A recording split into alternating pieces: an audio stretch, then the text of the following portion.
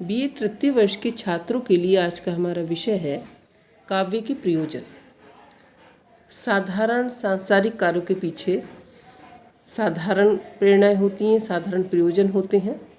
लेकिन जब हम बात काव्य के प्रयोजन की करते हैं तो कवि का जो कर्म काव्य के नाम से जाना जाता है उसके पीछे जो प्रेरणाएं होती हैं वो महान होती हैं, और जब प्रेरणाएं महान होंगी तो प्रयोजन भी महान होंगे।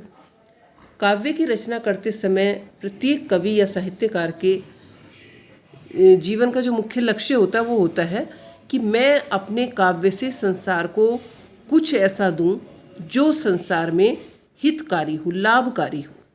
क्योंकि काव्य के लिए कहा गया है, कवि के लिए कहा गया है कि अपारे काव्य संसारे कविरे प्रजापति ही। अपार काव्य संसार में कवि ही अपने काव्य जगत का एक प्रकार से ब्रह्मा होता है, वो सृष्टि करता है, रचना करता है। तो यहाँ पर हम बात जब काव्य के प्रयोजन की कर रहे हैं तो प्रत्येक कार्य जब प्रयोजन से जुड़ा हुआ है तो काव्य कैसे अछूता रह सकता है। अब काव्य के प्रयोजन के विषय में संस्कृत हो, अंग्रेजी हो, हिंदी हो, हर भाषा के विद्वानों ने कुछ ना कुछ अपने मत दिए हैं। सबसे पहले हम संस्कृत विद्वानों के मत लेते हैं। श्रीमद् भागवत गीता में कहा गया है अनुद्वेगकरम वाक्यम सत्यम प्रिय हितम च यत्।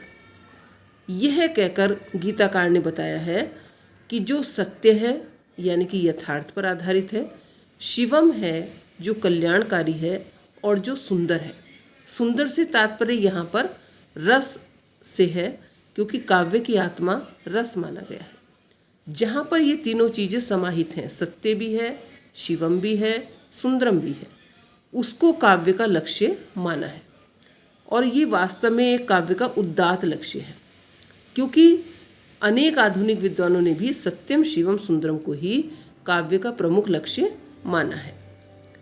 अब बात आती अब हम चर्चा करते हैं। भामह हैं, एक संस्कृत के विद्वान हुए हैं। उन्होंने काव्य प्रयोजन के विषय में कहा है कि धर्मार्थ काम मोक्षाणाम वैचक्षणम कलासु च प्रीतिम करोति कीर्तिं च साधु काव्य निषेवणम।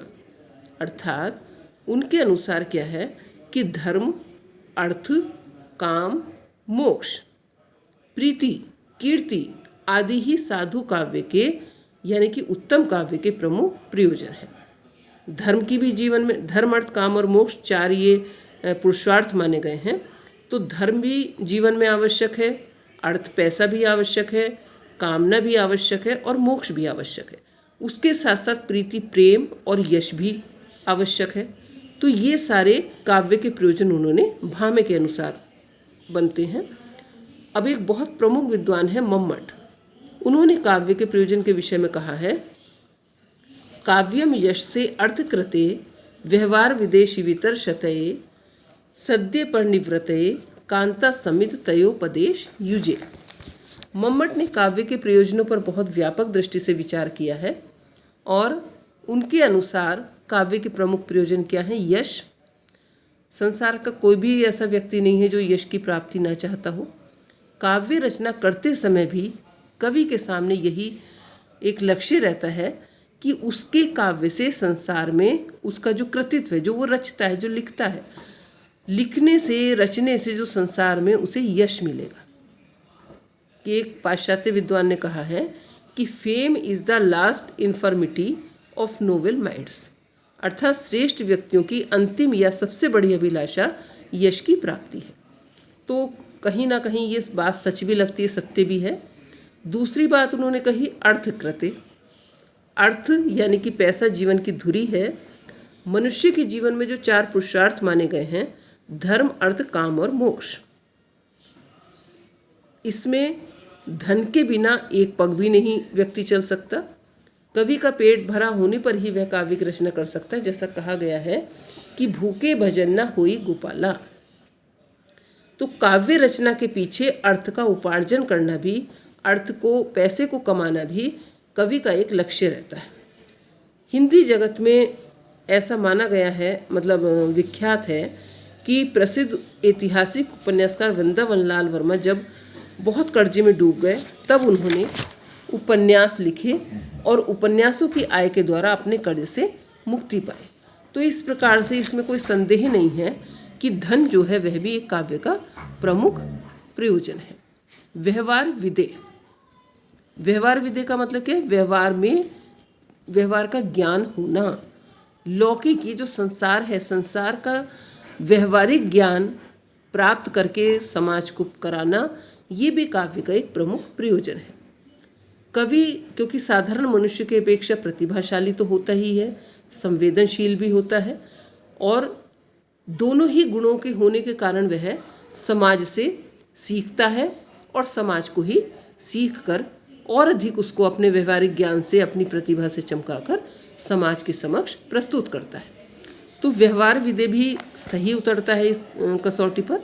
शिवेतर शतय, शिव का अर्थ है कल्याण या मंगल, और शिवेतर का अर्थ है जो शिव से इतर हो, यानी कि जो कल्याणकारी ना हो। शतय का अर्थ है विनाश करने वाला, अर्थात समाज में, संसार में जो अमंगलकारी तत्व हैं उनका विनाश करना और मंगल का विधान करना काव्य का प्रमुख प्रयोजन है। क्योंकि कवि संवेदनशील होता है तो वह संसार को आनंद से, मंगल से, सुख से भरा पूरा देखना चाहता है, और इसी कारण वह अपनी प्रतिभा शक्ति से ऐसे प्रयास करता है जिससे रज और तम, यानी कि रजोगुण और तमोगुण का विनाश हो और सतोगुण की स्थापना हो।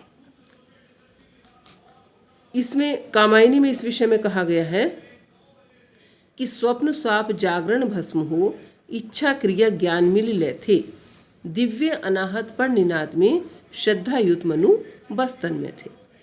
उन्होंने कहा कि जब इच्छा क्रिया और ज्ञान तीनों मिल जाते हैं तो दिव्य अनाहत की, यानी कि अलौकिक आनंद की प्राप्ति होती, जैसे कि श्रद्धा मनु के साथ दिव्य अनाहत पर सुख की चरम शिखर पर बैठे हुए आनंद का भोग कर रहे थे।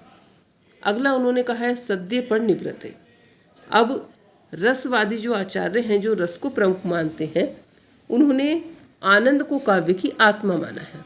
उन्होंने कहा है कि रस ही काव्य का चरम और परम प्रयोजन है। क्यों? क्योंकि संसार में कोई भी व्यक्ति दुखी नहीं रहना चाहता, वो आनंद को प्राप्त करना चाहता है।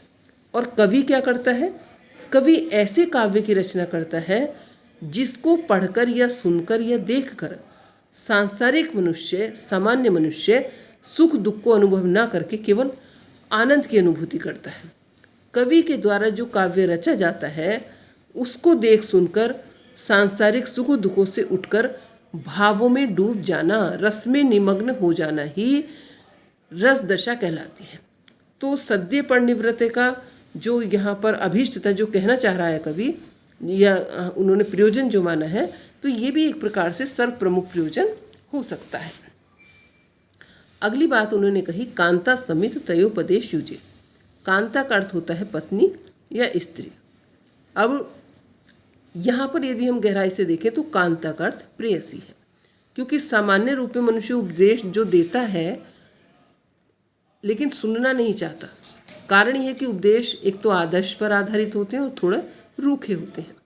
जब हम झूठे व्यक्ति के मुँह से कोई सत्य वचन या उपदेश सुनते हैं तो हम उसका उपदेश हमें विष के समान लगने लगता है। लेकिन वही बात यदि कोई प्रेयसी, अर्थात यदि कोई स्त्री और प्रेयसी कहती है तो वही मधुर स्वरों में सुनकर हृदय को आनंद देती है और वो अमृत के समान बन जाती है। तो काव्य का एक प्रयोजन ये भी है कि संसार में दुख ना रहे। इस उद्देश्य की पूर्ति के लिए कवि जो उपदेशक की भूमिका निभाता है तो वह उपदेशक तो बनता है, लेकिन अपने उपदेश या संदेश को इस प्रकार सरस बना लेता है कि उसके वह उपदेश भी ग्रहण करने योग्य हो जाते हैं, मधुर लगते हैं, मन को आनंद देते हैं। ये हमारे संस्कृत के विद्वानों के विचार थे। अब हम कुछ हिंदी विद्वानों के विचार लेना चाहेंगे।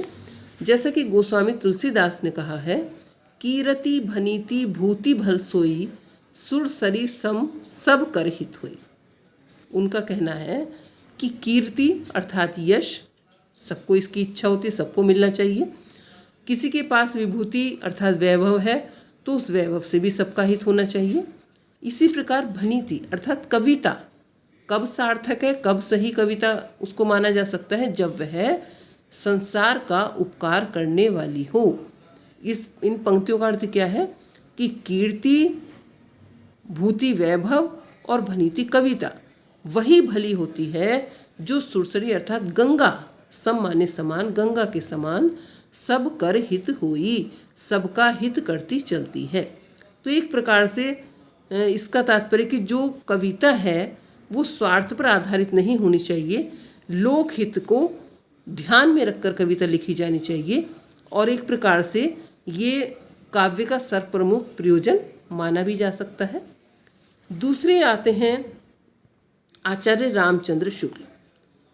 मन को उन्होंने कहा है कि मन को अनुरंजित करना, उसे सुख और शांति पहुंचाना ही यदि कवि का अंतिम लक्ष्य माना जाए तो कविता भी एक विलास की सामग्री हो जाएगी। ये चिंतामणि में उन्होंने कहा है। उनकी बात भी सही लगती है और इसी का अनुकरण कह लीजिए या इसी की कहना चाहिए कि इसी बात को मैथिली शरण गुप्त ने भी कहा है कि केवल मनोरंजन न कवि का कर्म होना चाहिए, उसमें उचित उपदेश का भी मर्म होना चाहिए। ये उन्होंने अपने साकेत में कहा है कि कविता का लक्ष्य, कविता का काव्य का लक्ष्य केवल मनोरंजन करना नहीं होता। केवल हास्य रस की कविताएं लिखकर आप थोड़े समय के लिए व्यक्ति का दुख दूर कर सकते हैं, लेकिन उसमें उचित उपदेश भी होना चाहिए। यानी कि आप यदि मार्ग से भटक रहे हैं, संसार यदि कहीं विषमताओं से, विसंगतियों से ग्रस्त है, तो ऐसी बात कविता के माध्यम से पहुंचाई जाए कि जो मर्म को स्पर्श करने वाली हो, हृदय को छू भी जाए और सही रास्ता भी दिखा जाए। ये हमारे हिंदी विद्वानों के मत थे। अब हम पाश्चात्य विद्वानों के मत पर आते हैं। तो काव्य और कला के प्रयोजनों को लेकर, क्योंकि काव्य भी एक कला ही है, पाश्चात्य जगत में भी बहुत से मत चले हैं। जैसे कि कला कला के लिए, कला जीवन के लिए, कला जीवन से पलायन के लिए, कला जीवन में प्रवेश के लिए, कला सेवा के लिए, कला आत्म अनुभूति के लिए, कला विनोद के लिए, कला सृजन की अदम्य आवश्यकता की पूर्ति के लिए और कला आनंद के लिए। कला कला के लिए इस सिद्धांत का जन्म 19वीं शताब्दी के अंत में फ्रांस में हुआ था। ऑस्कर वाइल्ड इसके प्रवर्तक माने जाते हैं। ये जो सिद्धांत है ये कला जीवन के लिए की प्रतिक्रिया के रूप में सामने आया था। इस सिद्धांत को मानने वाले बहुत से विद्वानों ने कला को जीवन से अलग हटाकर देखा है। उनका कहना है कि कला जब नीति, सदाचार, धर्म, दर्शन आदि के क्षेत्रों में अनावश्यक हस्तक्षेप नहीं करती तो ये सब कला के क्षेत्र में क्यों प्रवेश करना चाहते हैं, यानी कि ये अलग होने चाहिए। ऑस्कर वाइल्ड ने कहा था कि कला का क्षेत्र और आचार क्षेत्र पृथक पृथक है, अलग अलग है। कला अलग है और जो आचरण है वो अलग है। इसी प्रकार से कला जीवन के लिए मानने वालों ने कहा है कि जब मनुष्य का कोई भी कार्य जीवन से अलग नहीं हो सकता तो कला भी मनुष्य के जीवन से ही जुड़ी हुई है, वो कहीं आकाश से नहीं टपकती। उन्होंने स्पष्ट किया है कि कला का भी जीवन के साथ सीधा संबंध है। क्यों संबंध है? क्योंकि एक साहित्यकार, एक कवि संसार के बीच में रहता है और संसार में से ही वो ग्रहण करके संसार को ही सौंप देता है। तो इस बात को सुकरात ने भी माना है। उन्होंने भी कहा है कि किसी वस्तु की उपयोगिता ही उसका वास्तविक सौंदर्य है, क्योंकि कला जीवन के लिए है, अर्थात कला का जो कहना चाहिए वास्तविक सौंदर्य है वो उसकी उपयोगिता। अगर काव्य संसार के लिए उपयोगी नहीं होगा तो फिर वह सुंदर कहाँ रहा, वो बेकार हो जाएगा। कला जीवन से पलायन के लिए मनुष्य का, क्योंकि जो कर्म पथ है वो बहुत कठिन है। पंत ने कहा भी है, मिलन के पल केवल दो चार, विरह के कल्प अपार। यानी कि कहीं कहीं जीवन में जब निराशा घर कर जाती है तो वह अपने काव्य के माध्यम से उसे व्यक्त करते हैं। जैसे कि प्रसाद ने कहा है, प्रतिभा संपन्न प्रसाद के भी ऐसे वाक्य हैं, ऐसी कविता है जो लगता है कि जीवन के संघर्षों से घबरा कर उन्होंने लिखी है। उन्होंने लिखा है, ले चल मुझे भुलावा देकर मेरे नाविक धीरे धीरे। उन्होंने नाविक कहा है ईश्वर को कि मुझे भुलावा देकर, यानी कि मैं संसार को भूल कर, थोड़ी चेतना विहीन होकर मुझे ऐसे स्थान पर ले चल जिस निर्जन में सागर लहरी, अंबर के कानों में गहरी, निश्चल प्रेम कथा कहती हो, तज कोलाहल की अवनीरे। संसार के कोलाहल से पीड़ित होकर कवि का मन भी संसार से पलायन के लिए प्रयत्न करता है। इसी तरह महादेवी ने भी कहा है कि नहीं अब गाया जाता देव, थकी अंगुली हैं ढीले तार, विश्व वीणा में अपनी आज, मिला लो यह अस्फुट झंकार। ये सारी कविताएं जो थी जीवन से पलायन करने के लिए लिखी गई थी, क्योंकि व्यक्ति के जीवन में कभी सुख आता है, कभी वो बहुत उमंगित होता है, कभी बहुत दुखी होता है, तो निराशा के क्षणों में लिखी हुई ऐसी कविताएं हैं। अर्थात कहने का तात्पर्य कि व्यक्ति के मन में जो चलता है, व्यक्ति जो अनुभव करता है, वह वही निकलकर सामने आता है। कला जीवन में प्रवेश के लिए, कला संसार में बहुत कम लोग ऐसे हैं जो सच्चे अर्थों में जीवन को जीना जानते हैं। जन्म से लेकर मृत्यु तक वो खाली आहार, निद्रा, भय, मैथुन के चक्र में ही घिरे रहते हैं। इनसे ऊपर उठकर भी जीवन का कोई उद्देश्य है वो ये नहीं जानते।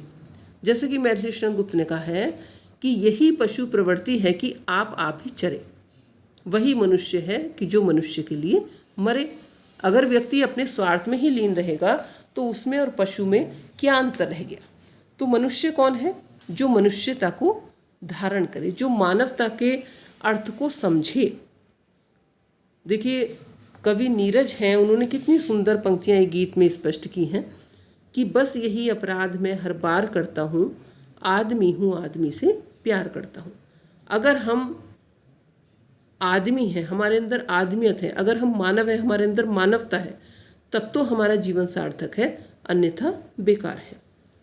कला सेवा के लिए, सेवा एक उदात्त कर्म है और कवि का कर्म जो काव्य रचना है वह भी अपने आप में एक उदात्त कर्म है, क्योंकि वह संसार के लिए हितकारी होती है, लोक कल्याण से परिपूरित होती है।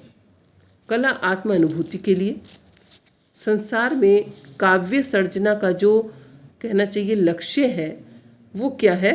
आत्म अनुभूति। अपने अंदर जो कवि महसूस कर रहा है, कवि का जो काव्य है वो पाठकों को और श्रोताओं को भाव में, रस में डुबाने के लिए, अनुभूतिमय बनाने के लिए ही रचा जाता है। तो कवि का जो काव्य कवि का जो काव्य होता है वह आत्मा अनुभूति की ओर ले जाने वाला होता है। कला विनोद के लिए, वास्तव में कला मनोरंजन का साधन भी है, लेकिन ये केवल मनोरंजन का ही साधन मात्र नहीं होना चाहिए। अगर हम खाली मनोरंजन को लेकर चलेंगे तो काव्य बहुत हल्का हो जाएगा। काव्य का प्रमुख प्रयोजन आनंद है, मनोरंजन नहीं। आनंद का मतलब क्या है? रस में डूबना। अर्थात काव्य की सार्थकता जब है जब वह काव्य की आत्मा रस को साथ लेकर चले, है ना। जैसा कि अभी पीछे मैंने बताया था कि गुप्त जी ने कहा है कि केवल मनोरंजन न कवि का कर्म होना चाहिए, उसमें उचित उपदेश का भी मर्म होना चाहिए। कला खाली मनोरंजन के लिए नहीं, बल्कि जैसे बचपन में या पढ़ते सुनते हैं कि भाई इस कहानी से आपको क्या शिक्षा मिली, तो शिक्षा मिलने का मतलब क्या था कि संसार को कहानी के माध्यम से, काव्य के माध्यम से रास्ता दिखाना। कला सृजन की अदम्य आवश्यकता की पूर्ति के लिए प्रत्येक व्यक्ति अपने जीवन में बहुत सारे भावों का वाहक बनता है। कभी सुख आता है, दुख आता है, प्रेम, घृणा, ईर्ष्या, क्रोध, इन सारे भावों का वो वाहक बनता है। और सांसारिक जो परिस्थितियाँ होती हैं वो व्यक्ति के मन में राग द्वेष को जन्म देती हैं। तो प्रत्येक व्यक्ति अपने मन में उत्पन्न होने वाली भावना को उसी रूप में व्यक्त नहीं कर पाता जिस रूप में वह जन्म लेती हैं। अब उसी रूप में क्योंकि वो संसार के सामने नहीं रख पा रहा है, तो कवि का जो कर्म है वो काव्य सृजन, कैसा सृजन करेगा? जैसा वह अनुभव करेगा। और क्योंकि वो कवि है, उसके अंदर से कविता फूट रही है, तो वो बाहर आएगी ही।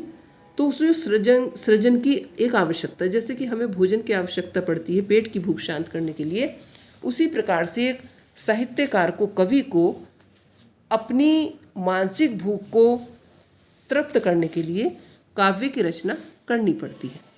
कला आनंद के लिए, पश्चिमी जगत में ये जो वाद उभरा है कला आनंद के लिए, ये रस सिद्धांत के बहुत निकट है, बहुत नज़दीक है, क्योंकि साहित्य सत्य की छाया का अनुकरण होता है। साहित्य समाज